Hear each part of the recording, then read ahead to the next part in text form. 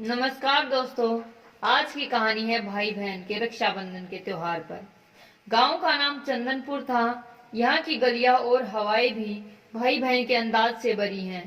इसी गांव में राधा और मोहन रहते थे, जिन्हें गांव के लोग प्यार से चंदनपुर की जान कहते थे।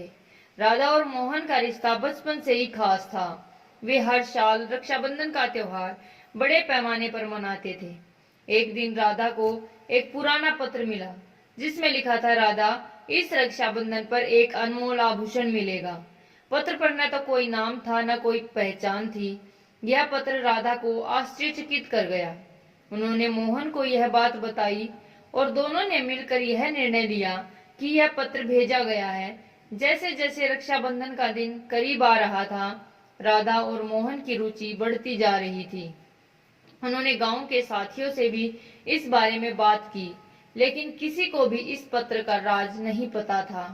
एक दिन राधा को उसके दादाजी की डायरी मिली। इसमें एक किस्सा लिखा हुआ था, जिसमें एक रहस्यमयी राक्षस का जिक्र था। राधा और मोहन ने तय किया कि वे इस रेटिंग की खोज करेंगे। उन्होंने डायरी में मील की दुकान का रख रखाव किया और गांव के बाहर पुराने मंदिर की ओर स्थित थे। मंदिर के पास उन्हें एक गुफा मिली। गुफा के अंदर ही उन्हें एक दरवाजा बंद करके मिला। डायरी में लिखा था कि लोक स्केल के लिए भाई बहन को मिलाकर एक मंत्र बोलेंगे। राधा और मोहन का मंत्र पढ़ा और खोला गया। दरवाजा खुलते ही उन्हें एक चमकता हुआ बक्सा दिखाई दिया। बक्से के अंदर एक सुंदर राखी और एक पत्र था। पत्र में लिखा था, यह राखी देवताओं द्वारा बनाई गई है और इसे बांधने से भाई बहन का रिश्ता अटूट हो जाएगा। राधा ने मोहन को राखी बांध दी और मोहन ने वचन दिया कि वह सदैव राधा की रक्षा करेंगे। वहां एक दीप शिखा प्रकट हुई और एक वृद्ध व्यक्ति प्रकट हुआ। उन्होंने कहा, मैं पूर्व हूँ, यह खजाना आपके लिए ही था। इस राखी की शक्ति से रिश्तेदारी और भी मजबूत होगी। राधा और मोहन ने उस दिन को अपनी जिंदगी का सबसे खास दिन माना।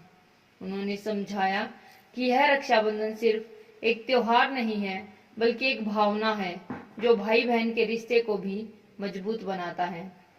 रक्षाबंधन का दिन आया और पूरे गांव में धूमधाम से मनाया गया।